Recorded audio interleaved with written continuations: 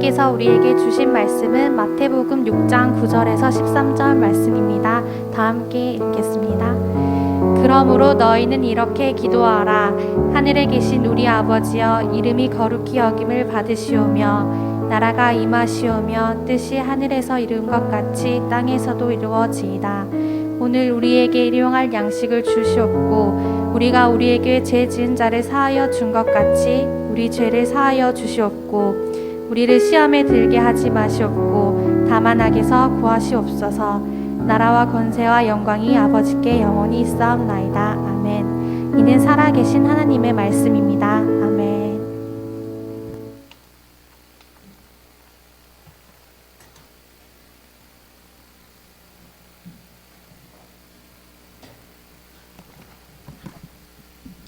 할렐루야. 코로나가 1단계로 조정되면서 50명 인원 제한이 풀리고 또 많은 인원이 함께 또 예배 드릴 수 있게 됨을 참으로 감사를 드립니다. 물론 아직 좀 거리를 또 유지해야 되고 또 마스크도 또 착용을 하면서 예배를 드리지만 그래도 이전보다는 좀 더 가까워진 그런 느낌을 받게 되는 것 같습니다. 아직 우리가 서로 간의 어떤 물리적인 거리를 이렇게 유지하면서 지내지만 우리 어떤 정서적인 마음의 거리는 더 가까워져야 합니다. 그리고 또 하나님과의 거리 또한 더욱더 가까워져야 될 줄로 믿습니다. 야고보서 4장 8절에 이렇게 말씀합니다. 하나님을 가까이 하라. 그리하면 너희를 가까이 하시리라. 죄인들아 손을 깨끗이 하라. 두 마음을 품은 자들아 마음을 성결하게 하라. 코로나 시기를 보내면서 하나님과 더욱더 가까워지시기를 바랍니다.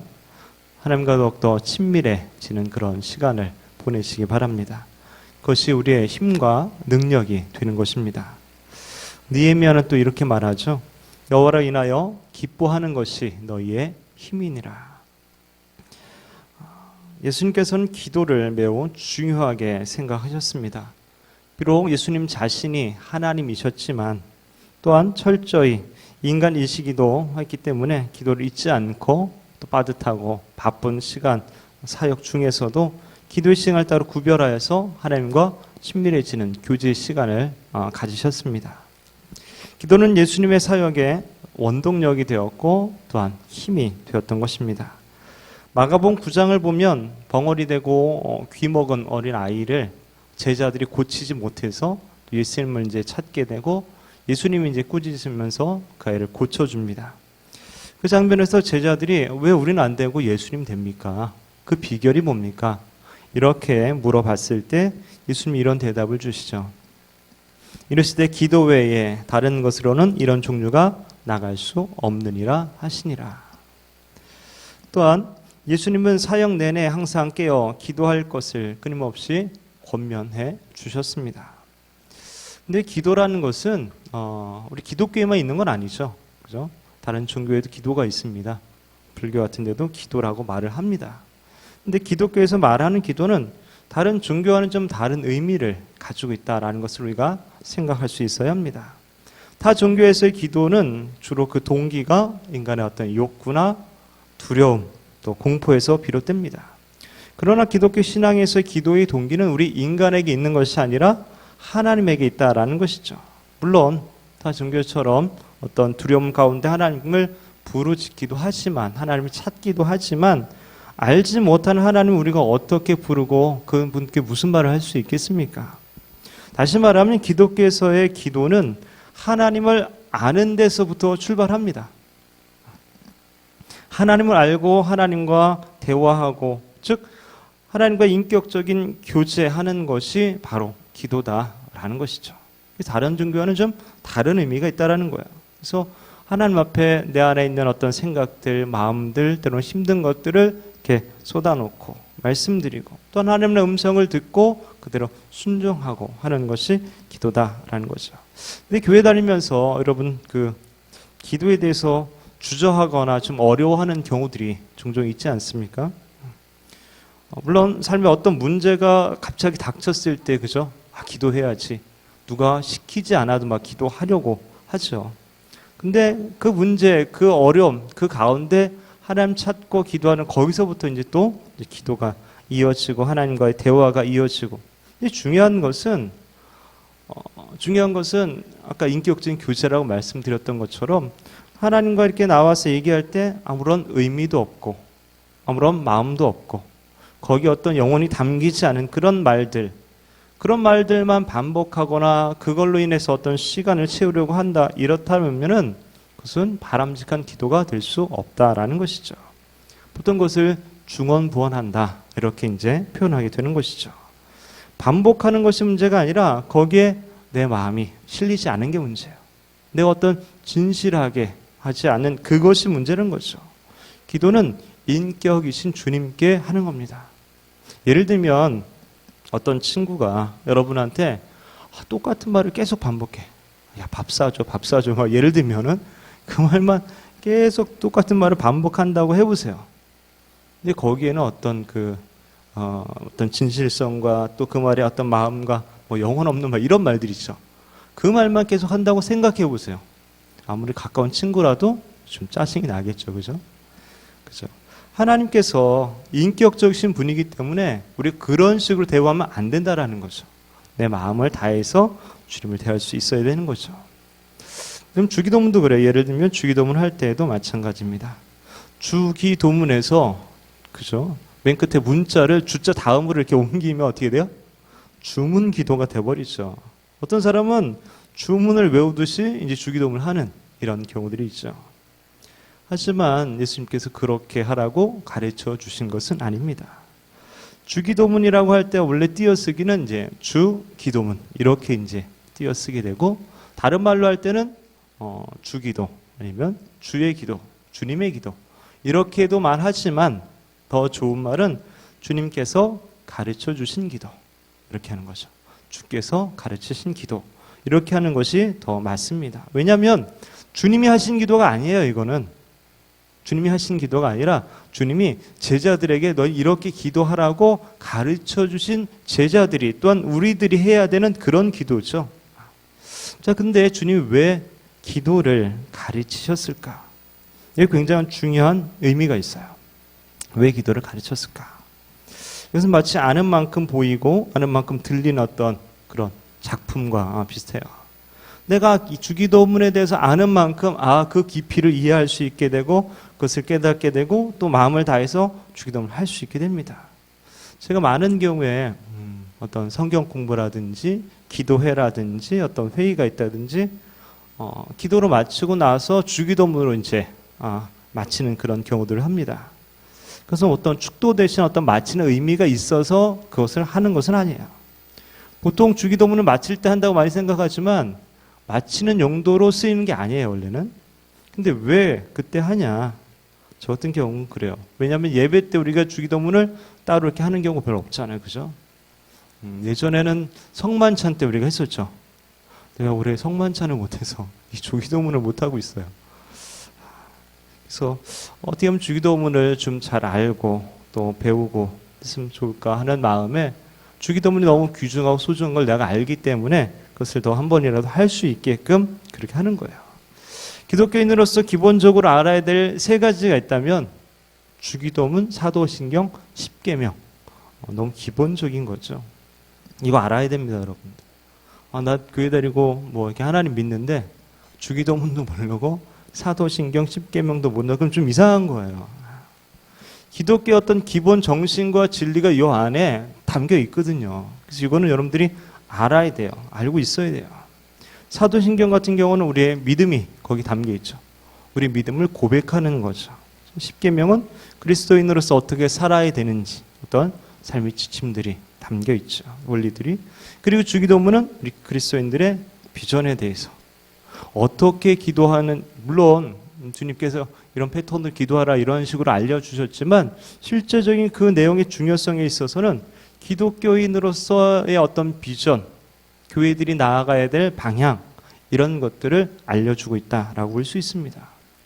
그래서 종교개혁자인 루터나 칼빈, 그 시대 많은 종교개혁자들이 많은 그 교리문답을 만들었거든요. 기독교인으로서 어떤 신앙을 가지고 국권이 서야 될 것인지에 대해서 많은 책도 쓰고 교리문답을 만들었는데 그것의 가장 밑바탕의 재료가 되는 것이 바로 이 세 가지였어요. 주기도문, 사도신경, 십계명, 그 재료를 가지고서 이제 교리문답을 만듭니다. 코로나를 이렇게 시기를 보내면서 신앙의 기본기가 얼마나 중요한가 이것들을 좀 생각해 보게 되었어요. 그래서 신앙의 기본적인 것들을 우리가 잘 습득하고 배우고 알고 있고, 그래서 어떤 환경과 어려움이 오더라도 흔들리지 말아야 되겠다 이런 생각을 하면서 주기도문을 좀 함께 배우면 좋겠다라는 마음을 갖고 앞으로 몇 주 동안 아마 주기도문을 이렇게 함께 배우게 될 겁니다. 주기도문은 마태복음 6장에 나오고 또 누가복음 11장에도 나옵니다. 마태복음은 좀 더 예배에 맞게끔 이렇게 좀 잘 다듬어져 있고, 누가복음은 좀 짧게 나와 있어요. 근데 누가복음 11장에서 제자들이 예수님께 기도를 가르쳐 달라고 요청을 합니다. 기도를 가르쳐 달라고 요청을 해요. 근데 뭐 그럴 수도 있지 이렇게 생각하잖아요. 그러면 성경을 많이 읽었잖아요. 근데 잘 생각해 보면 유대인들이었던 이 예수님의 제자들은 아주 어렸을 때부터 기도를 배웁니다. 부모님으로부터 아니면은 랍비, 그 당시 이제 교사들이죠. 교사들로부터 기도하는 방법을 배우고 언제 기도해야 될지를 배웁니다. 하루에 3번, 뭐 아침에 또 오후에 저녁에 3번 기도하는 것도 배우고, 그리고 그때 해야 될 규칙적인 기도문이 정해져 있어요. 그래서 그 기도문대로 하는 거예요. 심지어는 기도할 때 어떤 옷을 입고 해라, 또 어떤 자세로 해라, 이런 것들에 대해서 아주 철저하게 배웠다고 합니다. 우리가 잘 아는 다니엘 어떻습니까? 하루 3번, 그죠? 열린 창에 예루살렘을 향하여서 기도하잖아요. 그것이 유대인들의 오랜 습관이었던 거죠. 그것을 데필라라고 이렇게 말한다 그래요. 처음에는 그 기도문 내용이 한 6가지로 시작했는데 나중에 18가지나 됐어요. 이 유대인들이 18가지의 기도 문장을 다 암송해서 매일같이 그 시간에 그걸 하는 거예요. 그 기도를 따로 뭘 배울 필요가 있겠습니까? 이미 다 배웠는데. 그 외에도 이 유대인들이 회당에 모여서 예배 드릴 때 있잖아요. 나름대로 그 마지막 순서에서도 이렇게 비슷한, 주기도문하고 비슷한 카디시라는 그런 기도문으로 이미 기도를 하고 있었다라는 거죠. 이미 기도문을 알고 기도하는 방법을 다 배우고 있었는데 왜 또 가르쳐 달라고 그랬을까요? 예수님께 왜 기도를 가르쳐 달라고 했을까? 당시 유대 사회는 바리새인들이죠. 바리새파들, 사두개인, 사두개파들, 또 좀 이렇게 좀 숨어 살고 이제 수도사 비슷한 그런 영성을 가진 사람들이 에세네파라고 합니다. 그래서 쿰난 공동체를 만들고 막 이렇게 사회사본이 거기서 발견되기도 하고 막 이랬는데, 그런 그 나름대로의 어떤 믿음에 가진 그 신앙대로, 그 파대로 나름대로 기도문을 또 가지고 있었다고 합니다. 각 종파들이 자기 종파의 어떤 정체성과 자기 종파의 어떤 비전을 그 기도문으로 다 이렇게 녹여서 만든 거예요. 그래서 함께 기도하면서 우리는 이걸 향해서 나가고 또 우리는 이런 사람들이다 라는 것을 기도문을 통해서, 한마디로 말하면 어떤 나름대로 어떤 비전 선언문 같은 거죠.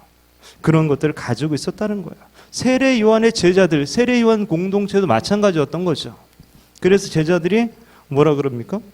제자들이 예수님께 세례 요한이 제자들에게 가르쳐 줬던 것처럼 주님 우리에게도 좀 기도를 가르쳐 주십시오. 이렇게 한 거죠. 그래서 누가복음 11장에 보면 예수께서 한 곳에서 기도하시고 마치심에 제자 중 하나가 여짜오되 주여 요한이 자기 제자들에게 기도를 가르친 것과 같이 우리에게도 가르쳐 주옵소서. 다시 말하면 다른 종파들이나 이 세례 요한의 공동체도 나름대로의 기도문이 있어서 그 공동체의 정체성과 비전을 나타내는 것처럼 주님 우리 공동체도 그런 것이 좀 있어야 되지 않겠습니까? 이런 이야기죠. 즉 주기도문은 예수님 공동체의 어떤 비전과 사명이 담겨진 그런 기도문이다라고 할 수 있다는 거죠.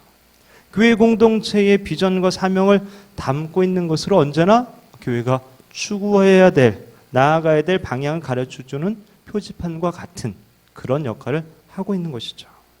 그래서 그 기도를 주기도문 하면서 내가 어떤 것을 추구하며 나가야 될지, 내가 어디에 속한 사람인지 어떤 정체성과 그런 비전을 발견하게 되는 것이죠.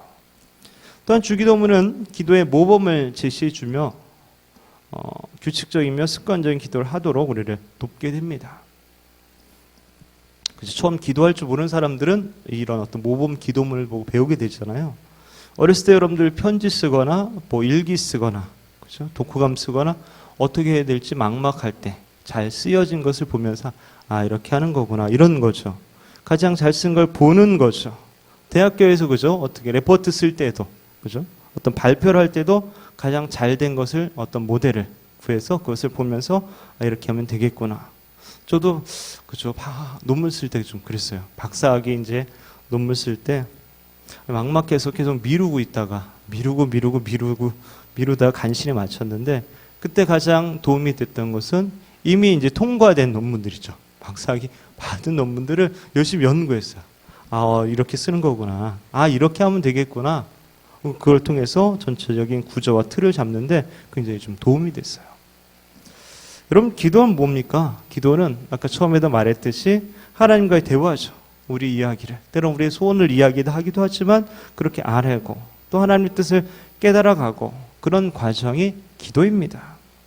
주문을 외우고 시간을 채우고 이런 것이 아닙니다. 자판기 넣어가지고 막 누르면 뭐가 나오고 뭐 이런 거 아니죠. 그런 거 인격적이지 않잖아요. 주님은 인격적이시고 우리와 인격적인 교제를 나누기 원합니다. 그래서 어떻게 보면 기도는 특별한 규칙과 규율을 정하기는 어려운 거죠. 그죠? 뭐 대화에 무슨 규칙이 있겠어요? 친하면 되지. 그죠? 깊은 만남과 교제를 할 수 있다면 그것이 제일 좋은 기도인 거죠. 그럼에도 예수님께서 하나님의 백성으로서 무엇을 먼저 기도해야 될지, 어떻게 기도해야 될지 완벽한 모범을 제시해 주면서 너희는 이렇게 기도해라 이렇게 알려주고 계신 겁니다. 가끔 여러분 기도하면은 종종 이렇게 눈 감고 기도합시다 이러면은 그죠? 뭘 기도해야 될까? 막막할 때 있죠, 그죠? 눈 감고 기도 제목을 차라리 주면은 그죠? 뭘 기도해야 될지 알겠는데 그냥 알아서 기도하라고 5분 동안, 10분 동안, 뭐 30분 동안 기도합시다 이래 보세요. 그럼 굉장히 난감하고 어렵잖아요. 이 생각, 저 생각, 그죠? 이 기도 잠깐, 저 기도 잠깐, 생각나는 거 조금 뭐 이렇게 하다가 나름대로 열심히 기도했다고 눈 떠가 딱 보니까 5분도 안 지났어. 그죠? 야, 참, 그죠? 하루에 한 15분 정도는 기도해야지 여러분들이 영원히 살 수 있습니다. 하루에 한 30분 정도 기도해야지 여러분의 가족들이 살 수 있고 하루에 1시간 정도 기도해야지 이 나라가 살 수 있다라고 합니다. 5분 기도하기가 참 쉽지 않다는 거죠. 특히 교회 처음 나온 친구들은 더 어렵죠. 그죠? 기도가 뭔지도 모르는데 기도하라 그러면 참 어려운 거죠.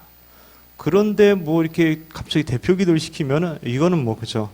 심각해지는 거죠. 제가 초등학교 때 좀 그랬었어요. 초등학교 때 서울로 전학 가서 교회를 가는데 새로운 교회를 갔는데 분반 공부 시간에 갑자기 대표 기도를 뭐 하라는 거야. 시작 기도를. 그래서 좀 곤란했어요. 그 당시에 어떤 대표 기도라는 것은 제가 있어서는 미리 좀 준비해야 되는 것이고 그래서 다음 주에 하겠다고 그렇게 했는데 그냥 하라는 거예요, 기도를. 그래서 굉장히 좀 민망했었어요. 왜냐하면 남들 앞에 한 번도 기도해보지 않았었거든요, 그 당시에. 그래서 제가 어른들의 성경 공부 가르칠 때 초신자들에게 대표 기도 이렇게 해야 되는 이렇게 순서가 돌잖아요. 그럴 때 미리 조언을 해줍니다. 미리 좀 준비해 오시고 또 기도가 어려우면 주기도문으로 하십시오. 이렇게 알려줘요. 기도할 줄 전혀 모르는 사람은 뭘 하겠어요, 그죠? 모르니까. 그러니까 예수님 가르쳐 주신 가장 좋은 모범 기도문이 있으니까 그거로 하십시오. 그럼 대부분 알아서 이제 준비해 오는데 언젠간 한 분이 주기도문을 진짜 대표 기도를 하시더라고요. 근데 나름대로 그게 굉장히 이렇게 마음에 와닿고 은혜가 됐었어요.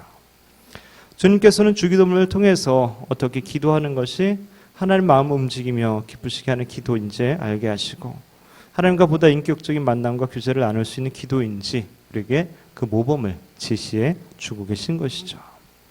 이런 이해를 가지고 주기도문을 하나씩 되짚어보며 깊이 있는 영적인 진리 원리를 우리가 발견하게 될 것이고 또 우리의 기도의 수준 또 더불어 신앙의 수준도 향상되게 될 것입니다.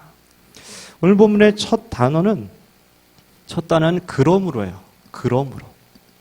그러므로라는 것은 이전의 내용이 뭔지 알아야지 그죠? 이게 연결되는 내용이잖아요. 앞에 주기도문 앞에 어떤 내용이 있냐면 마태복음 본문에서는 유대인들의 외식적인 기도, 겉으로 막 드러내고 시장에서 보이려는 이런 기도 이야기가 나왔고, 또 이방인들이 중언부언 똑같은 말 반복하고 양으로 숭배하려는 이런 이야기들 나와 있어요. 그런 것들을 잘못됐다고 언급하면서 그러므로 너희는 이렇게 기도해라. 그렇게 하지 말고 너희 이렇게 해라. 이거 알려주신 거죠. 즉 우리들의 기도가 외식적인 기도와 이방인들의 어떤 중언부언의 기도의 수준에서 넘어서서 주님이 가르쳐 주신 그 기도의 수준으로 높여지기를 주님께서 원하고 계신 거죠. 그래서 어떻게 보면 기도도 배울 필요가 있는 거죠. 그렇죠? 우리가 또 훈련할 필요가 있습니다. 주기도문의 구조는 간단하게 말씀드리면 이렇게 됩니다. 크게 두 부분으로 나누어져 있어요. 전반부에는 하나님에 대한 거 세 가지. 하나님의 이름, 그죠? 하나님의 또 나라, 하나님의 뜻 이루어지길 원합니다. 후반부에도 세 가지 있죠. 우리의 양식이죠. 그죠? 우리 먹을 거 일용할 양식, 또 우리의 죄를 용서해 달라고. 또 우리가 시험과 악에 빠지지 않게 구해 달라고. 이렇게 세 가지가 있죠. 그리고 맨 앞에는 하나님에 대해서 부르는 거고, 맨 마지막에는 나라와 권세 영광이 하나님께 있다라고 하나님을 높여드리는 찬양, 이렇게 되어 있습니다. 사랑하는 젊은 예수꾼 여러분, 여러분의 기도의 수준은 어느 정도이십니까? 기도는 우리 신앙생활 그 자체가 되어야 합니다. 하나님의 자녀는 기도해야 살 수 있습니다. 열심히 사역하고 막 하다가 갑자기 막 보이지 않고 회의에 빠지고 힘들어하는 경우 대부분이 바로 기도하지 않아서 그런 경우죠. 하나님께 뜻을 묻지 않고 하나님의 주신 위로를 받지 않고 하나님의 주신 힘과 능력으로 하지 않아서 그렇게 되는 거죠. 기도 생활에 소홀하게 되면 결국 영적으로 침체되고 결국 성장할 수 없게 된다라는 것이죠. 로이드 존스 목사님은 인간은 무릎을 꿇고 하나님과 마주하고 앉을 때 가장 위대하고 가장 높아진다라고 그렇게 말하고 있습니다. 사랑하는 여러분, 하나님께서는 나를 간절히 찾는 자가 나를 만날 것이다 말씀하십니다. 날마다 주님 앞에 나가 주님의 임재 속에 들어가 하나님의 보좌 앞에 마음을 열고 하나님 그분을 구하며 그분과의 친밀한 교제 속에 있기를 바랍니다. 바라기는 주님께서 가르치신 기도를 앞으로 이제 하나씩 배워가면서 우리 기도의 수준이 높아지고 보다 성숙된 기도, 하나님 임재 안에 친밀한 교제가 있는 그런 기도의 사람 다 되시기를 주의 이름으로 축원합니다.